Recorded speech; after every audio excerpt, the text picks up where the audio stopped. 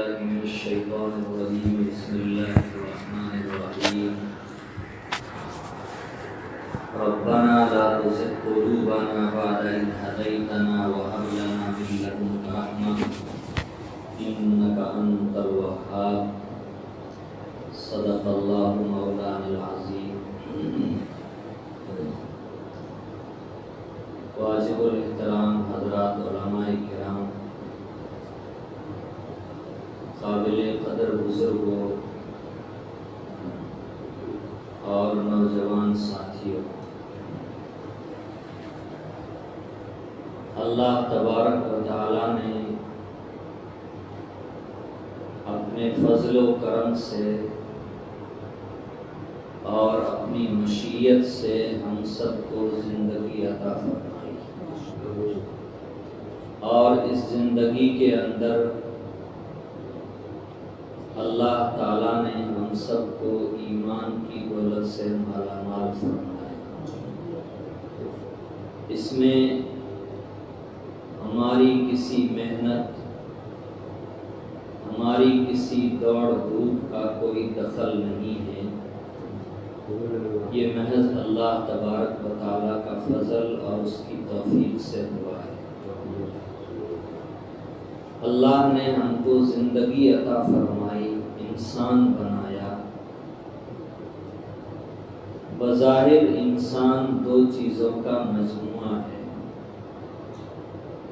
ایک اس کا جسم ہے اور دوسری اس کی روح ہے۔ جسم کی صحت اور سلامتی کام کرنے کے لیے ضروری ہے۔ جسم اگر توانا ہو، تندرست ہو، صحیح سالم ہو تو آدمی بڑے سے بڑا اور بھاری سے بھاری کام انجام دے دیتا ہے، اور اگر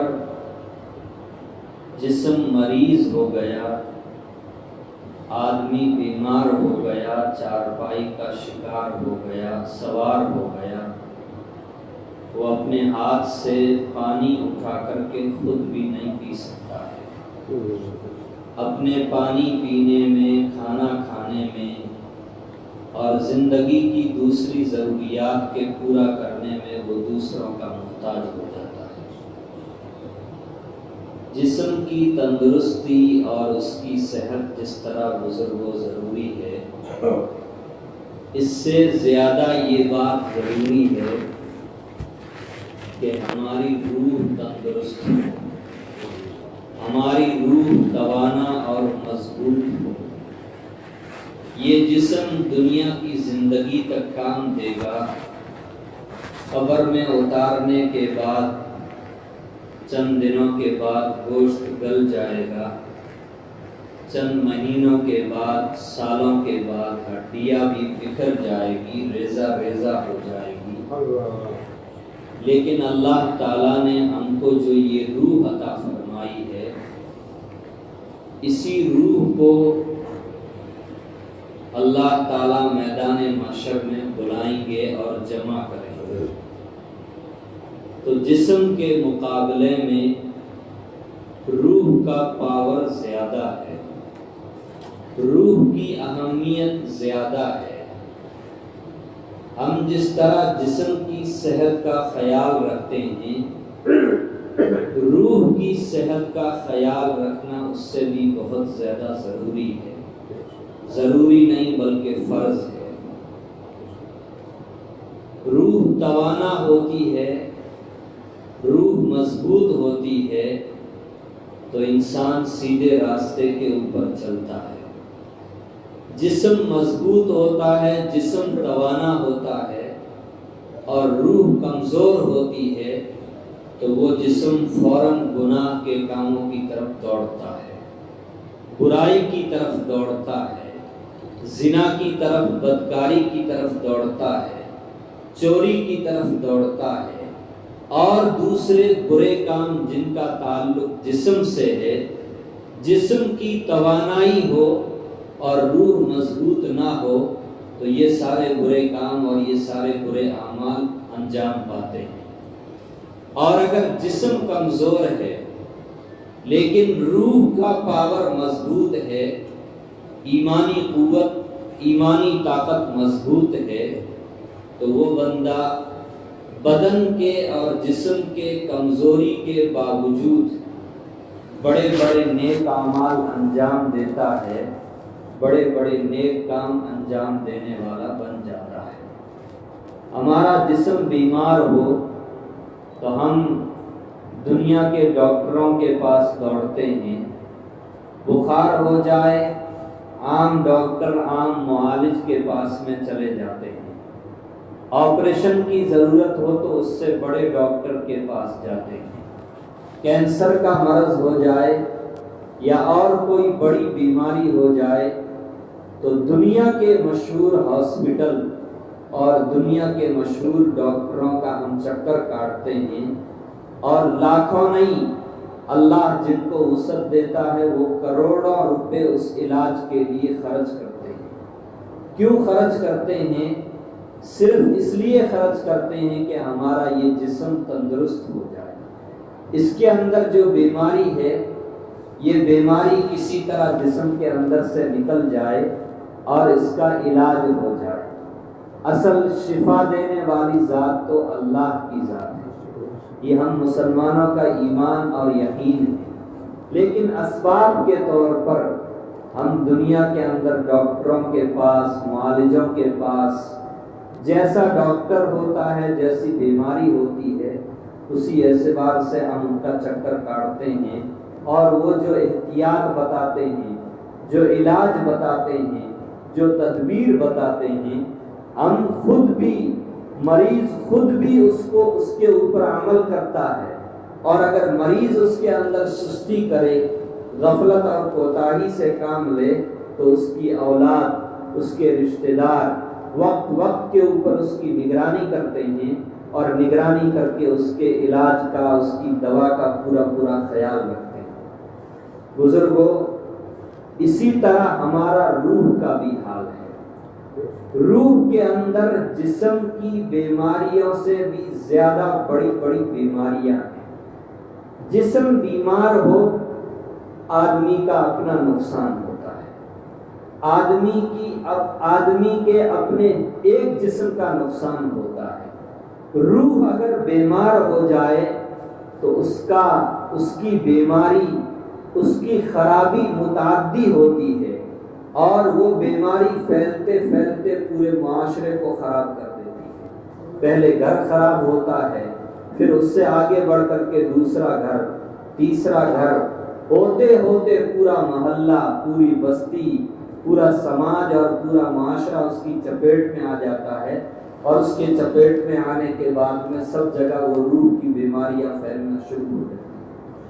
جھوٹ بولنا جسم کی بیماری نہیں ہے، غیبت کرنا جسم کی بیماری نہیں، حسد کرنا جسم کی بیماری نہیں، بغض رکھنا، عداوت اور دشمنی رکھنا جسم کی بیماری نہیں ہے، سخاوت کے بجائے بخل سے کام لینا یہ جسم کی بیماری نہیں ہے۔ یہ سارے امراض اور یہ ساری بیماریاں وہ ہے جن کا تعلق روح سے اور دل سے ہے۔ کس سے ہے؟ روح سے ہے اور دل سے ہے۔ حدیث کے اندر نبی کریم صلی اللہ علیہ وسلم نے حدیث قدسی کے اندر بیان فرمایا کہ اللہ تعالیٰ فرماتے ہیں، روح جس قدر پاک ہوتی ہے، دل جس قدر پاک ہوتا ہے، اللہ فرماتے میری تجلیات اتنی ہی زیادہ ادھر متوجہ ہوتی ہیں۔ تو گویا اللہ کی تجلی، اللہ کے نور کے آنے کی جگہ ہمارا دماغ، ہماری آنکھیں یا ہمارا جسم کا کوئی اور ٹکڑا نہیں، بلکہ اللہ کے نور اور اس کے تجلی کے آنے کی جگہ ہمارا دل اور ہماری روح ہے۔ روح پاک ہوگی، دل ہمارا گندگیوں سے، باطنی بیماریوں سے، اندرونی بیماریوں سے پاک ہوگا، اللہ تبارک و تعالیٰ کی تجلیات ہماری طرف اتنی ہی زیادہ متوجہ ہوگی۔ تو میرے عرض کرنے کا مقصد یہ ہے کہ اللہ نے ہم لوگوں کو ایمان کی دولت سے مالا مال فرمایا۔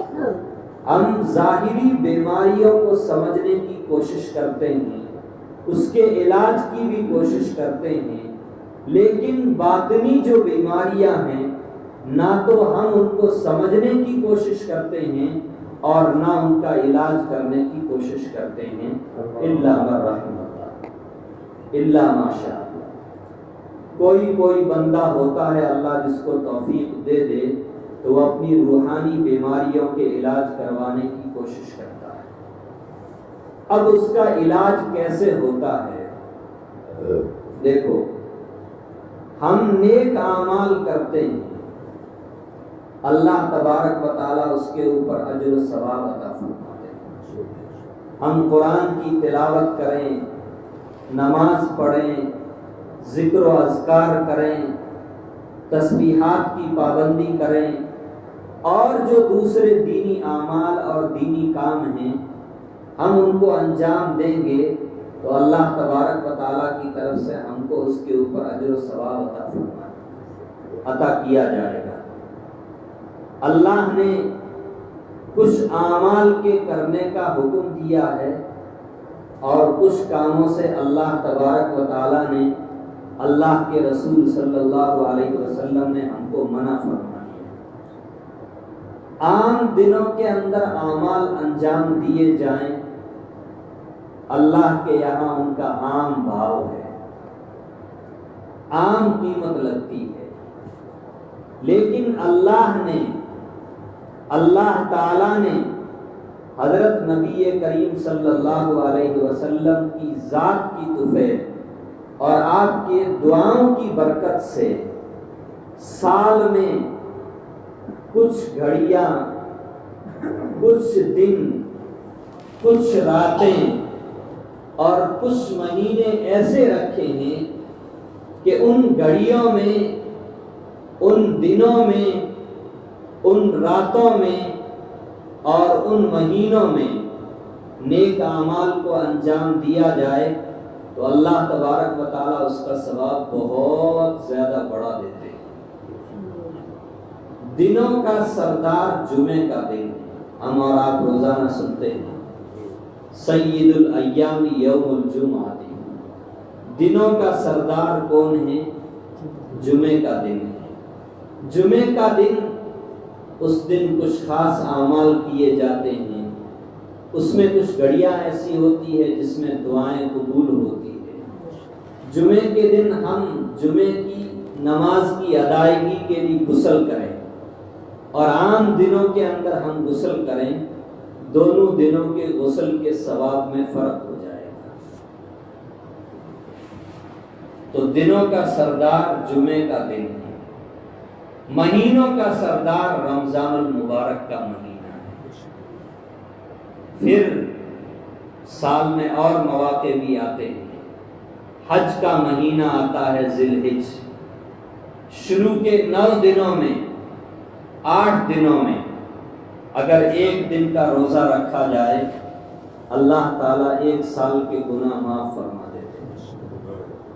عرفے کے دن روزہ رکھا جائے اللہ تعالیٰ 1 سال ما قبل اور 1 سال ما بعد کے گناہ معاف فرما دیتے ہیں۔ عید کی راتیں اور عید کے دن، ان کی بھی احادیث کے اندر بڑی فضیلت آئی ہے۔ ذی الحجہ کے دن اور رمضان المبارک کا مہینہ، حدیثوں میں آپ حضرات علماء کرام سے پوچھیں گے، تقریباً دونوں کا ثواب برابر آیا، بڑا ثواب آیا۔ حضرات علماء کرام نے اس کی تطبیق یہ دی کہ ذی الحج والے مہینے کے شروع کے دن یہ نیکیوں کے اعتبار سے زیادہ بڑے ہوئے اور رمضان المبارک کی راتیں نیکیوں کے اعتبار سے زیادہ بڑی ہوئی۔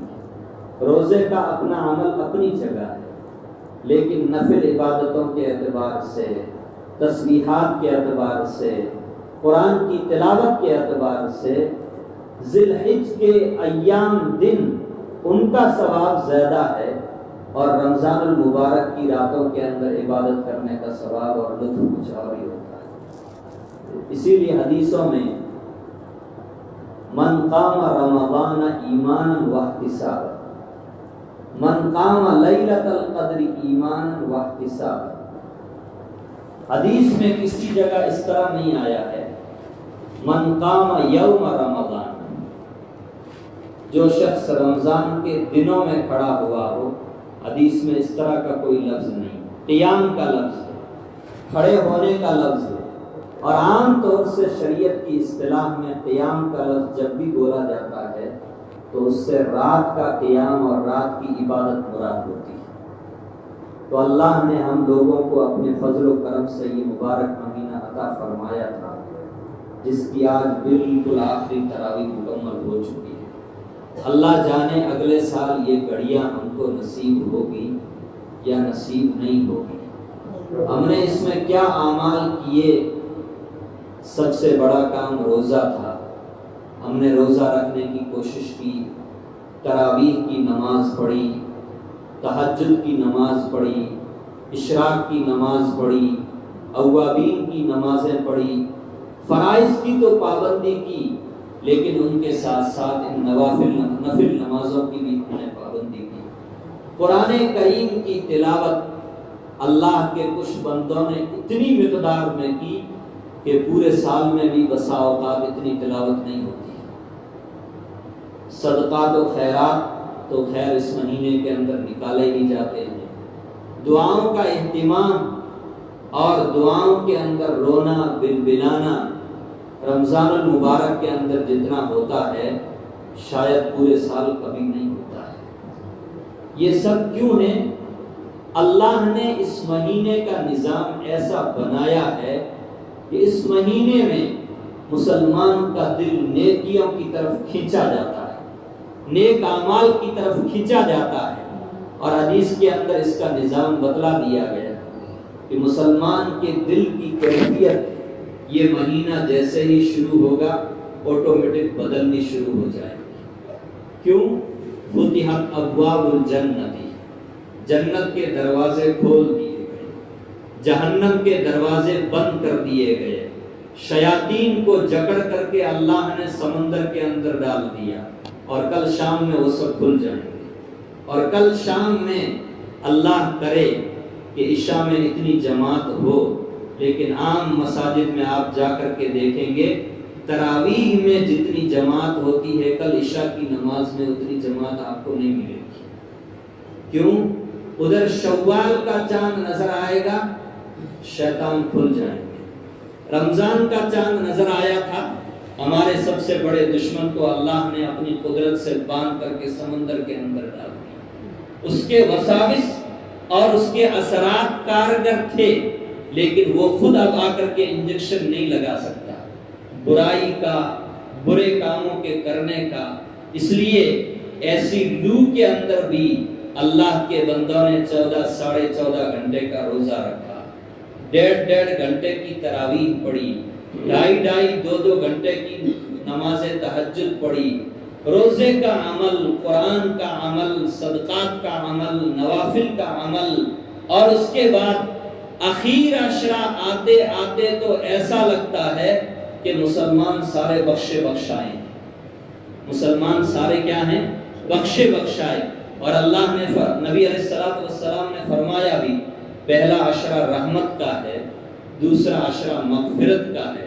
گویا دوسرا عشرہ مکمل ہونے سے پہلے مسلمان کو اتنی عبادتیں اور اتنی دعائیں کرنی چاہیے کہ اللہ تعالیٰ اس کی مغفرت کا فیصلہ فرما دے۔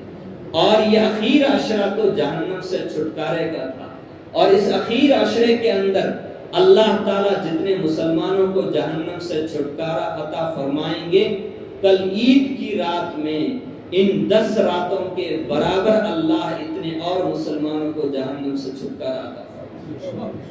عید کی رات بھی بڑی مبارک رات ہے، جس کو لیلۃ الجائزہ کہا جاتا ہے، انعام کی رات ہے۔ نبی علیہ السلام نے فرمایا جو مسلمان دونوں عیدوں کی دونوں راتوں میں قیام کرے گا، قیام کا تو آپ مطلب سمجھتے ہیں عبادت کرے گا، عبادت کر کے رات کے اندر جاگے گا، جیسے ہم طاق راتوں کے اندر جاگنے کی کوشش کرتے ہیں، تو نبی علیہ السلام نے فرمایا جس دن سب لوگوں کے دل مر جائیں گے، جس دن سب لوگوں کے دل مر جائیں گے، عید کی رات جو مسلمان عبادت کرے گا اس کا دل اس دن بھی زندہ رہے گا۔ کیا رہے گا؟ زندہ رہے گا۔ تو عیدین کی راتوں کی بھی بزرگوں اتنی بڑی فضیلت ہے۔ مجھے زیادہ لمبی بات نہیں کرنی ہے، 2-3 باتیں صرف۔ پہلی بات تو یہ کہ ہمیں اپنی روح کی تربیت کی فکر کرنے کی کوشش کرنا ہے۔ جیسے ہم جسم کی تربیت کی، علاج کی کوشش کرتے ہیں، اس کو صحت مند رکھنے کی کوشش کرتے ہیں، اگر ہم اللہ کے ساتھ اپنا تعلق مضبوط کرنا چاہتے ہیں، اللہ کا قرب حاصل کرنا چاہتے ہیں، تو ہمارے لیے اپنے روح کو پاک کرنا اور اعمال کے اوپر جمنا ہمارے لیے بہت ضروری ہے۔ یہ رمضان میں اتنے سارے ہم نے اعمال کیے اللہ کی توفیق سے، اللہ کے فضل سے۔ مولانا نے عصر کے بعد جیسے فرمایا تھا، ہمیں اس کے اوپر اللہ کا شکر ادا کرنا چاہیے۔ کیا ادا کرنا چاہیے؟ کہ اے اللہ، تو نے اپنے فضل سے، اپنی توفیق سے ان اعمال کے کرنے کی ہم کو توفیق عطا فرمائی۔ اگر تیرا فضل شامل حال نہ ہوتا تو لاکھوں مسلمان مسجدوں سے باہر اس مبارک مہینے میں بھی گھوم رہے ہیں۔ تیرا فضل ہوا، تو ہم کو کھینچ کر کے اس نیک ماحول میں لے آیا، نمازیوں کے ماحول میں لے آیا، نورانی ماحول میں لے آیا، بزرگوں کے ماحول میں لے آیا، تو ہم سے کچھ ٹوٹے پھوٹے یہ اعمال ہو گئے، ورنہ ہم بھی جو باہر بے توفیق لوگ گھوم رہے ہیں، اگر اللہ کا فضل نہ ہوتا تو ہم بھی ان لوگوں کی طرح باہر ہی رہتے، نہ روزے کی توفیق ہوتی، نہ تراویح کی توفیق ہوتی، نہ دوسرے نیک اعمال کی توفیق ہوتی۔ جب اللہ نے ان اعمال کے کرنے کی ہم کو توفیق دی ہے، تو اب ہمیں ان اعمال کی حفاظت بھی کرنی ہے اور باقی 11 مہینے بھی اسی طرح گزارنے ہیں۔ 2 چیزیں، ہمیں ان اعمال کی حفاظت بھی کرنی ہے اور باقی 11 مہینے بھی ان اعمال کی طرح ہمیں ان اعمال کو انجام دیتے ہوئے گزارنے کی کوشش کرنا۔ یہ اعمال صحیح بھی ہو جائیں اور اللہ کے یہاں قبول بھی ہو جائیں۔ ہمارے اعمال قبول ہوئے یا نہیں ہوئے، علماء نے اس کی کچھ علامتیں بتلائی ہیں کہ اگر یہ علامتیں پائی جاتی ہے تو سمجھ لینا چاہیے کہ ہمارے اعمال قبول ہوئے ہیں، اور اگر یہ علامتیں ہمارے اندر نہیں پائی جاتی ہے تو ہمارے اعمال قبول نہیں ہوئے۔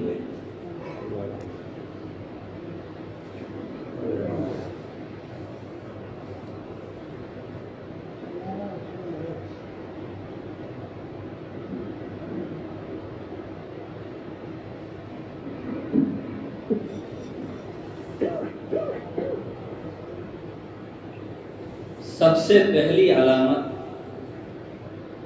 اعمال کی قبولیت کی یہ ہے کہ ہم یہ دیکھیں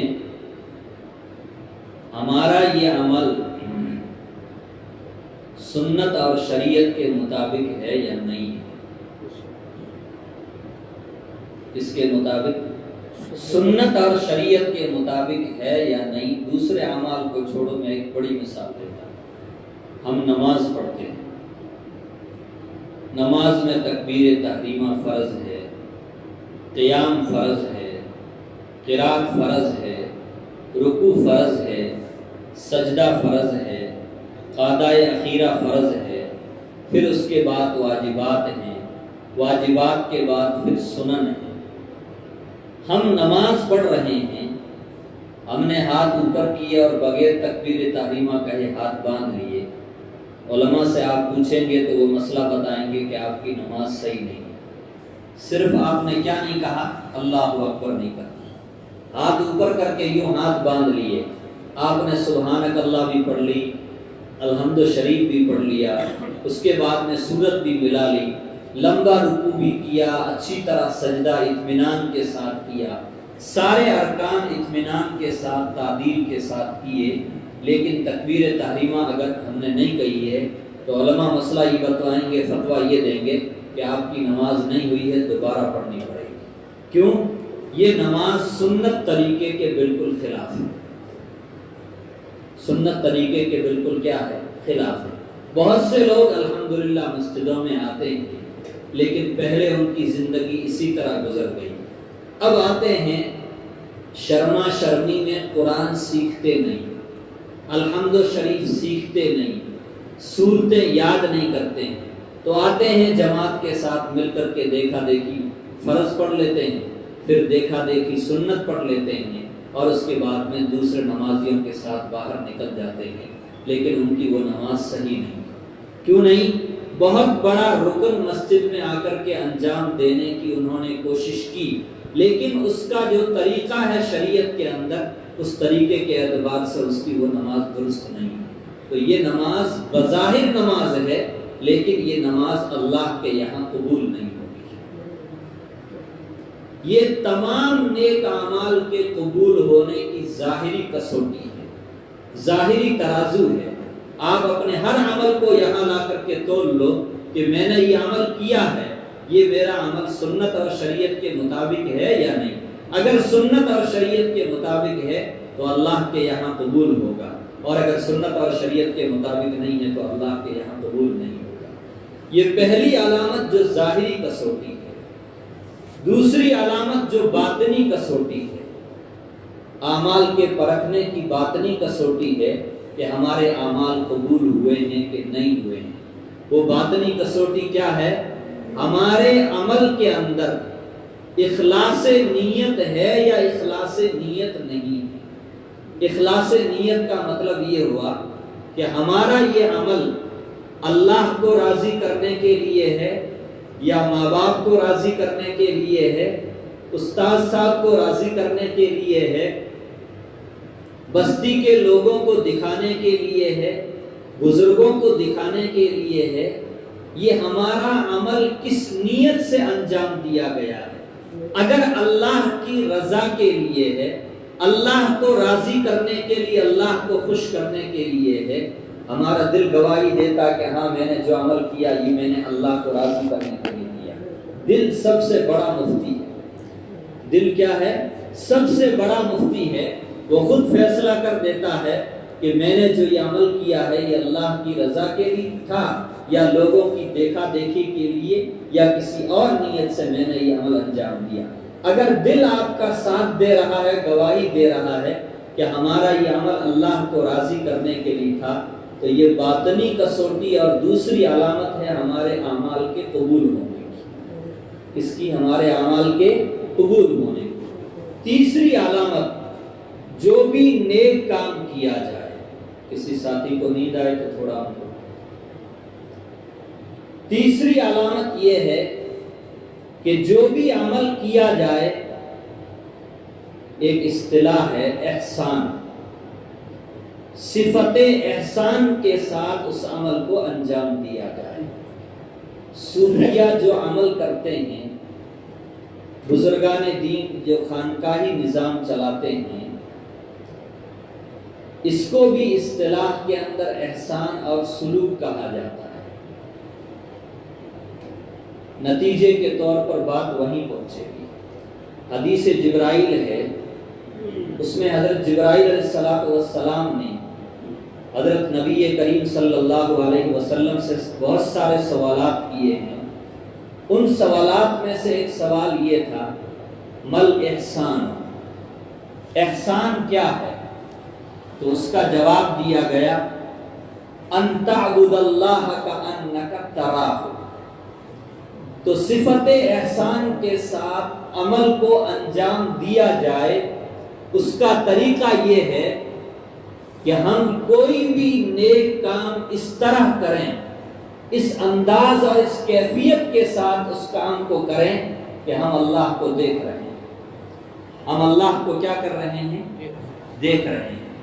لیکن علماء نے لکھا ہے اس کیفیت تک عام مسلمان یا اللہ کا ولی نہیں پہنچ سکتا ہے. اس صفت تک انبیاء ہی پہنچ سکتے ہیں. یہ انبیاء علیہم الصلاۃ والتسلیم کی شان ہے کہ وہ عبادت اس طرح کرتے تھے کہ گویا وہ اللہ کو دیکھ رہے ہیں.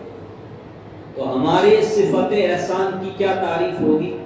نبی علیہ الصلوۃ والسلام نے وہ بات بھی آگے بیان فرما دی، فَإِن لَّمْ تَكُن تَرَاهُ فَإِنَّهُ يَرَاكَ، اگر تم اللہ کو نہیں دیکھ سکتے ہو تو تم اس تصور کے ساتھ، اس خیال کے ساتھ اور اس کیفیت کے ساتھ اس نیک عمل کو انجام دو کہ اللہ تو ہم کو دیکھ ہی رہا ہے، اللہ تو ہم کو کیا کر رہا ہے؟ دیکھ ہی رہا ہے۔ تو اس کیفیت کے ساتھ اگر اس نیک عمل کو انجام دیا جائے گا تو یہ اس عمل کے قبول ہونے کی تیسری علامت ہے۔ کون سی علامت ہے؟ تیسری علامت۔ علماء کرام نے، بزرگان دین نے، اولیاء اللہ نے ایک علامت اور بتلائی۔ مثال کے طور پر ابھی رمضان المبارک کا یہ روحانی اور نورانی ماحول چلا، ویسے رمضان المبارک روحانیت ہی کے بنانے کے لیے آتا ہے۔ اس روحانی اور نورانی ماحول میں اللہ کے فضل و کرم سے ہم نے بہت سارے نیک اعمال انجام دیے۔ ان میں سے بہت سے اعمال ایسے ہیں جو صرف رمضان المبارک کے ساتھ خاص نہیں بلکہ پورے سال وہ اعمال چلتے رہتے ہیں۔ مثلا نماز ہے، یہ کوئی رمضان میں فرض نہیں، یہ تو پورے سال فرض ہے۔ قرآن کی تلاوت کرنا یہ رمضان المبارک کے ساتھ خاص نہیں، ہاں خصوصی تعلق اور خصوصی لگاؤ ہے قرآن کا اور رمضان المبارک کا، لیکن تلاوت کا تو پوری زندگی کرنے کا ہمیں حکم ہے، تلاوت کرنی چاہیے۔ تو چوتھی علامت علماء نے یہ لکھی ہے کہ جو عمل آپ کر رہے ہیں، ابھی تو یہ سیزن کا اور ماحول تھا تو کام اعمال انجام دینا آسان تھے، ابھی جیسے کل چاند نظر آ جائے گا، نظر آنے کے بعد میں بھی ہم رمضان میں جیسے نمازیں پڑھتے تھے اسی طرح سال بھر نمازوں کی پابندی کر رہے ہیں، قرآن کریم کی تلاوت کی پابندی کر رہے ہیں، صدقہ و خیرات کی ضرورت پیش آ جائے تو صدقہ خیرات کرتے ہیں، رمضان میں جیسے دعاؤں کا اہتمام کرتے ہیں پورے سال اسی طرح دعاؤں کا ہم اہتمام کر رہے ہیں۔ مداومت ہے، ہمیشگی ہے۔ کیا ہے؟ مداومت ہے، ہمیشگی ہے، تو یہ اس عمل کے قبول ہونے کی چوتھی علامت ہے۔ اور اگر شوال کا چاند نظر آنے کے بعد نمازیں بھی غائب ہو گئی، ذکر کی مجلسیں بھی ختم ہو گئی، ذکر ناگاہ ہونا شروع ہو گیا، قرآن کی تلاوت بھی ناگاہ ہونا شروع ہو گئی، نوافل کے اندر اور دوسرے نیک اعمال کے اندر ہماری وہ دلچسپی نہیں رہی اور وہ ہم سے چھوٹ رہے ہیں، تو یہ اس بات کی علامت ہوگی کہ ہمارے وہ اعمال جو رمضان میں جذبے کے ساتھ انجام دیے گئے تھے وہ صحیح معنی میں اللہ کے یہاں قبول نہیں۔ اللہ اجر و ثواب دے گا لیکن اس کا جو صحیح معنی میں نتیجہ آنا چاہیے وہ نتیجہ مرتب نہیں ہوگا۔ یہ چار موٹی موٹی علامتیں بتلائی ہے، اور بھی علامتیں ہیں۔ کیا ہے پہلی علامت؟ کہ ہم نے جو عمل کیا ہے وہ سنت اور شریعت کے مطابق ہو۔ دوسری علامت ہمارا وہ عمل اللہ کو راضی کرنے کے لیے۔ تیسری علامت صفت احسان کے ساتھ اس عمل کو انجام دیا گیا۔ اور چوتھی علامت اس عمل کے اندر مداومت اور ہمیشگی ہو، سال بھر اور زندگی بھر وہ عمل ہماری زندگی کے اندر باقی رہے۔ تو یہ چار علامتیں اس بات کی ہوتی ہے کہ ہمارا وہ عمل اللہ کے یہاں کیا ہو گیا ہے؟ قبول۔ پھر علماء نے فرمایا، لکھا ہے کہ یہ جو چوتھی چیز ہے کہ اس عمل کے اوپر ہماری مداومت ہو، اس عمل کے اوپر ہمیشگی ہو، اس کے لیے بھی ہمیں کچھ نظام بنانا چاہیے۔ اس کے لیے بھی ہمیں کچھ کیا کرنا چاہیے؟ نظام بنانا چاہیے۔ آدمی بکریاں خرید کر کے لاتا ہے، بکرے خرید کر کے لاتا ہے، بھیڑ دمبے خرید کر کے گھر کے اوپر لاتا ہے اور لا کر کے ان کو ایسے ہی چھوڑ دیتا ہے۔ بولو چھوڑ دیتا؟ نہیں۔ کیا کرتا ہے؟ جالی باندھ کر کے اس کا باڑا بناتے ہیں اور ان کو خرید کر کے لائے ہیں اور لا کر کے ان کو اندر بند کر کے کھڑکی بند کر دیتے ہیں تاکہ اس کی کیا ہو جائے؟ حفاظت ہو جائے۔ تو ہمارے عمل کی حفاظت اور مداومت کے لیے ہمیں اپنی حفاظت کے لیے جالی تاننی پڑے گی، حدود کچھ طے کرنے پڑیں گے اور ان حدود کی ہمیں پابندی کرنی پڑے گی۔ علماء نے لکھا ہے حفاظت کا، عمل کی مداومت کا سب سے بہترین ذریعہ یہ ہے کہ مسلمان دعاؤں کا کثرت کے ساتھ اہتمام کرے۔ کس کا اہتمام کرے؟ دعاؤں کا کثرت کے ساتھ اہتمام کرے، انشاءاللہ اللہ ضرور توفیق عطا فرمائے۔ دعا میں ایسی کیا کشش ہے؟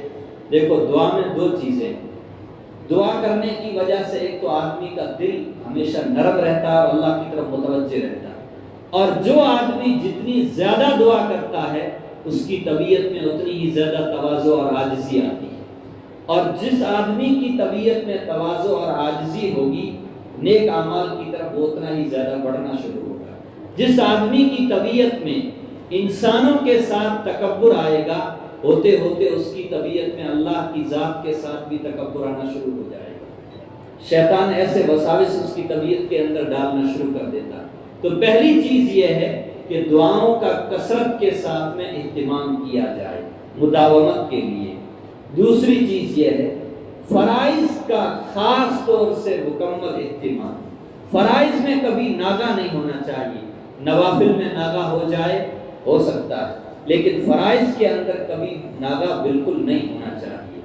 تیسری چیز معاملات اپنے بالکل مسلمان صاف رکھے، معاملات کو کیا کرے؟ صاف رکھے، حلال حرام کی مکمل تمیز رکھے۔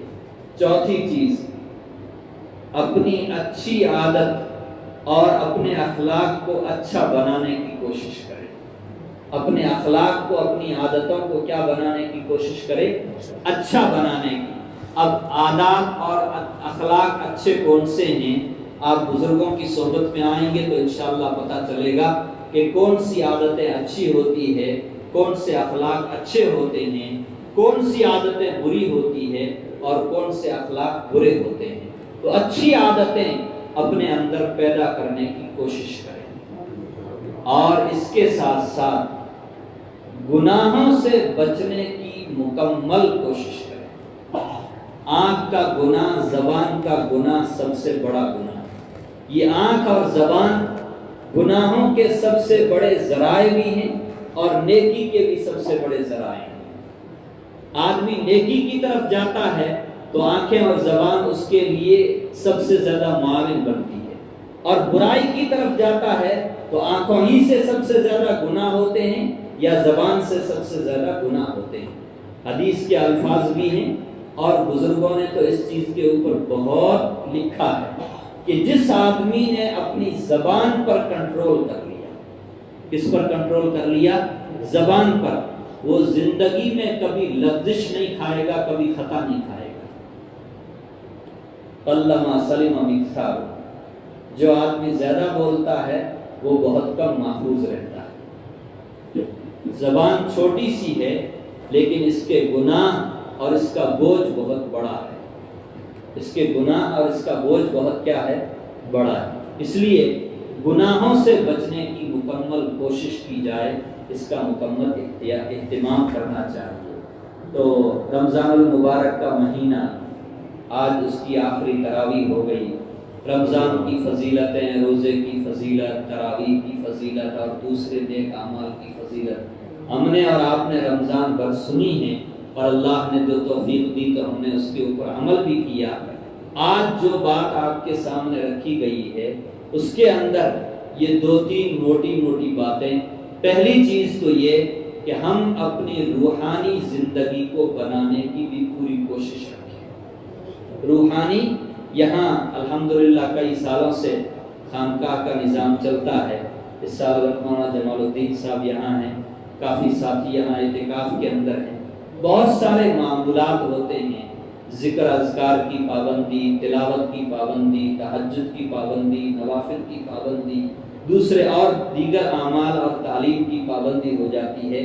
ہم گھر پر رہ کر کے یہ کام کبھی نہیں کر سکتے، گھر پر رہ کر کے صحیح طریقے سے سحری نہیں کھا سکتے ہیں تو نماز تہجد تو کیا پڑھیں گے؟ وہ بیچارے گھر والی لا کر کے جیسے تیسے دے دیتی ہے، سارا تیار کر کے نیند میں ہی کچھ لقمے لیے، پانی پیے اور بستر کے اوپر وہیں پڑ جاتے ہیں، اور یہاں 1:30 بجے 2 بجے 2:30 بجے اٹھ جاتے ہیں۔ 2 گھنٹے کی 3 گھنٹے کی نماز تہجد ہوتی ہے، قرآن کریم کی تلاوت 3 پارے کی سنتے ہیں، تو یہ سب ماحول کے اندر آنے کے بعد ہوتا ہے۔ اس لیے ہمیں ایسے نورانی ماحول میں، روحانیت کے ماحول میں آنے کی کوشش کرنی چاہیے، اور ہم نے جو یہ اعمال کیے ہیں، یہ اعمال ہمارے یہاں اللہ کے یہاں ہمارے یہ اعمال قبول ہوئے ہیں یا قبول نہیں ہوئے، میں نے ان کی موٹی موٹی علامتیں آپ کے سامنے بیان کی ہے۔ اللہ تعالیٰ ہمارے ماہ مبارک کے سارے اعمال کو قبول فرمائے، اور آج کے ہمارے جمع ہونے کو بھی اللہ تعالیٰ قبول فرمائے، اور اس ماہ مبارک میں جس شوق، جس جذبے کے ساتھ ہم نے نیک اعمال کیے ہیں، اللہ تعالیٰ آئندہ سال اور پوری زندگی ہمیں اسی طرح ان اعمال کے اوپر استقامت اور ہمیشگی کے ساتھ ان اعمال کو کرنے کی اللہ توفیق عطا فرمائے۔ وآخر دعوانا الحمدللہ۔ Thanks for watching. Don't forget to like, comment, share and subscribe to Al Wahid channel.